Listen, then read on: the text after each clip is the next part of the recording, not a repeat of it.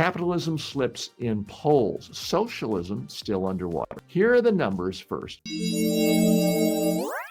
Only 44% of voters now view capitalism positively, while 49% view socialism negatively. Democrats have moved more against capitalism. Younger and Hispanic voters cooled as well, even as socialism remains net unpopular. Zoran Mamdani's rise, he's the New York City candidate we've talked about for mayor, his rise keeps the debate center stage, and he puts it this way: call it democracy or call it democratic socialism, there has to be a better distribution of wealth. Context matters. For most of recorded history, a majority of humanity lived in extreme poverty. Reconstructions put the global rate near 3/4 in 1820. 3/4 of people were really poor, then falling across the industrial era to roughly 1 in 10 by 2015 before recent shock. Market economies are messy and unequal, but historically productive. By contrast, communist regimes from the USSR to Mao's China produced mass repression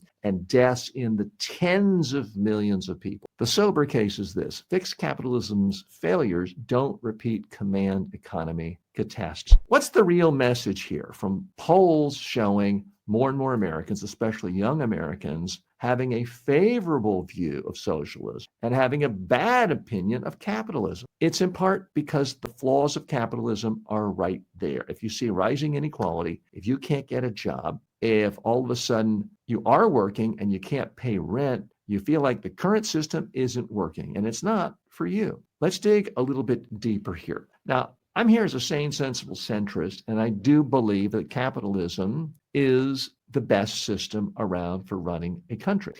And a society and a world economy. Is it perfect? No. Does the so-called neoliberal order make problems sometimes? Yes. But you always have to say compared to what? If you're comparing it to feudalism, capitalism's pretty good, because for thousands of years, it's fascinating. If you ever see the average per capita income, like for the last 3,000 years, it's like completely flat. Everyone had just bare subsistence income of roughly like $500 a year in current income. And then the Industrial Revolution starts, free market capitalism, and it just shoots straight up. It really is amazing. And when you think about how not that long ago, 35 years ago in China, you had some 90% of the population living below the poverty rate. And now almost all of them are out of poverty. And even though China says, hey, we're communist, wink, wink, nudge, nudge, they embraced capitalism for most of their economy. So again, what's really going on here with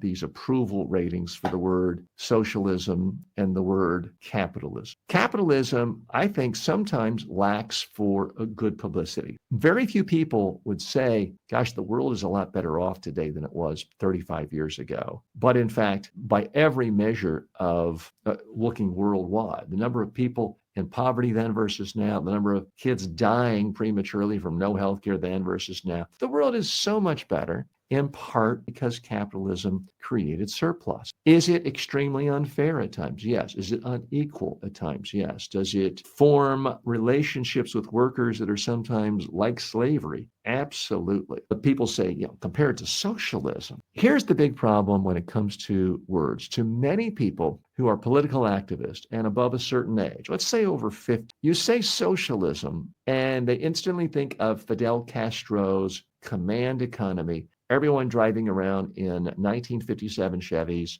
and eating dirt. Or they think of North Korea. And yeah, those are types of communistic socialism. So compared to that, yeah, capitalism is 1,000 times better. But you know what else is socialism? You know what else Karl Marx recommended in the Communist Manifesto? Public schools. So if you are in favor of your own public school in your community, guess what? You're kind of a socialist. You know what else is recommended in the Communist Manifesto? Public parks. So if you think there's some part of your community that everyone should be able to enjoy, and it's a public park, and it shouldn't simply be auctioned off to the highest bidder, guess what? You're embracing socialism. If you think there should be a public highway or public streets in your community where everyone shares in the cost and everyone shares in the benefits, the right to use that road, you're in favor of socializing that road. That makes you in part a socialist. So when you compare it to that, all of a sudden, socialism isn't so scary. If you've ever been to a Scandinavian country, if you've ever been to Sweden, Copenhagen, Denmark, and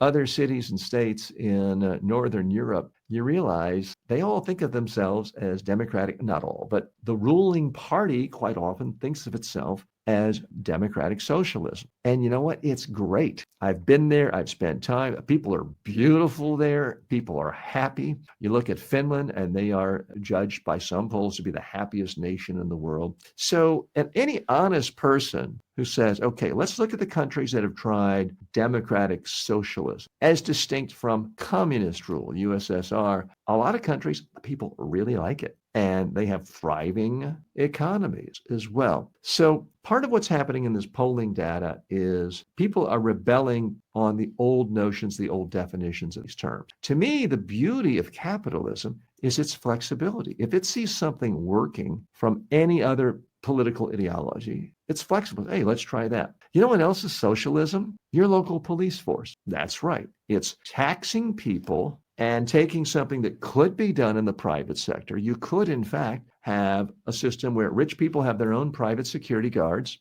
and poor people like, tough luck for you. We could do that. That's what we do for luxury automobiles, and it's fine for luxury automobiles. Rich people get what they want, others don't. But you could do that with the police force. But no, in the capitalistic system, we socialize security. And that's why we have taxpayers and government workers serving as police force, which I'm in favor of. How does all this translate politically? What we're about to see tomorrow, because a lot of people in New York City are capitalists. It's the finance capital of the world. These are some of the most ambitious, hardworking capitalists in the world, and they are voting for a democratic socialist. So I'm inclined to think that the labels are not as meaningful as they once were, that we're seeing blending of definition and people not quite as dogmatic about it. So I don't think it's particularly significant, except for this. You can go too far with socialism, obviously.